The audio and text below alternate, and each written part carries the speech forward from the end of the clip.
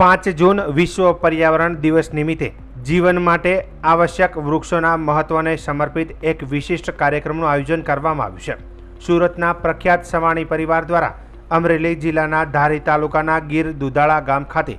10,000 વૃક્ષોના રોપણના મહાઅભિયાનનો આરંભ થયો છે। આ પ્રસંગે સમાજ અને પર્યાવરણ પ્રત્યેની જવાબદારીનું ઉત્તમ ઉદાહરણ જોવા મળ્યું હતું, જ્યારે અમદાવાદમાં ઘટેલી વિમાન દુર્ઘટનામાં જીવ ગુમાવનાર મૃતકોની સ્મૃતિમાં દરેકના નામે એક વૃક્ષ રોપી તેમને શ્રદ્ધાંજલિ અર્પણ કરવામાં આવી હતી। સવાણી પરિવારના સભ્યોએ જણાવ્યું છે કે અમે 10,000 વૃક્ષારોપણનું આયોજન પહેલેથી કર્યું હતું, પરંતુ દુઃખદ વિમાન દુર્ઘટના અમને ઊંડા દુઃખમાં મૂક્યા। આવા સમયે મનમાં વિચાર આવ્યો કે દરેક અવસાન પામેલા માટે એક વૃક્ષ ઉછેરવાનું કાર્ય તેમને શ્રદ્ધાંજલિ રૂપે કરવું જોઈએ।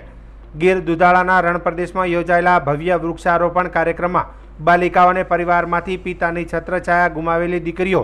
મહેશભાઈ સવાણીની 2 પુત્રવધુ તેમજ વડોદરાની કિક બોક્સિંગ ચેમ્પિયન ડિંકલ ગોરખા અને ખુશી ગોરખા પણ ઉપસ્થિત રહ્યા હતા।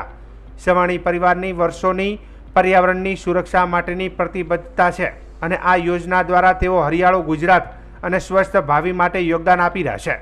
વિશેષ રૂપે ગીર દુધાળાના રણ પ્રદેશમાં રોપાયેલા આ વૃક્ષો સ્થાનિક જળવાયુ અને પર્યાવરણ માટે અનમોલ ભેટ સાબિત થશે, સાથે જ રાજ્ય અને દેશભરમાં આવા કાર્યો દ્વારા પ્રેરણા ફેલાવશે। આજે વૃક્ષારોપણ થયું કોવિડના સમય પછી ભારત દેશમાં નહીં પણ આખી દુનિયામાં પર્યાવરણ જાગૃતિ માટેનો જે એક સંદેશ લોકો માટે પહોંચાડવાનો છે, ત્યારે પીપી સવાણી ગ્રુપ દ્વારા પીપી સવાણીની માલિકીની જગ્યા ઉપર 10,000થી વધારે વૃક્ષોનું વાવેતર કરવું અને 2 દિવસ પહેલા જે અમદાવાદમાં જે બનાવ બન્યો છે, જે પ્લેન ક્રેશનો બનાવ બન્યો, તેના સંદર્ભે એક જીવની પાછળ 2 જીવ નવા વાવવા, નવા જીવનું જતન કરવું અને એના માટે દરેક મૃતકોના નામે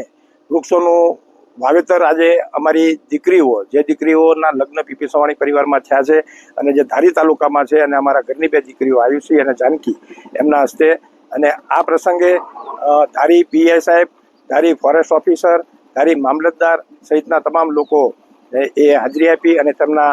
સાક્ષીમાં અમે આ વૃક્ષોનું વાવેતર કર્યું। જી, મારું નામ ડિંકલ પદમભાઈ ગોરખા છે અને હું વડોદરાથી છું। આજે જે દુધારિયામાં શ્રદ્ધાંજલિ કરવામાં આવી છે, જે અમદાવાદમાં પ્લેન ક્રેશ થયું, એનામાં જેટલા બી લોકોએ મૃત્યુ પામ્યા છે એ બધાના નામના એક ઝાડ વાવવામાં આવ્યા છે અને એ ઝાડ મોટા થશે પછી એ લોકોને ફળ પ્રાપ્તિ કરશે અને આ એક અનોખી પ્રકારની શ્રદ્ધાંજલિ છે જે પીપી સવાણી ગ્રુપ દ્વારા કરવામાં આવી છે। સો આવા સારા કામ કરવાવાળા પીપી સવાણી ગ્રુપને હું બહુ દિલથી આભાર માનું છું કે આવા લોકો આપણા વડોદરા, આપણા ગુજરાતના અંદર છે અને એ બી બહુ સારા લોકો છે, એટલે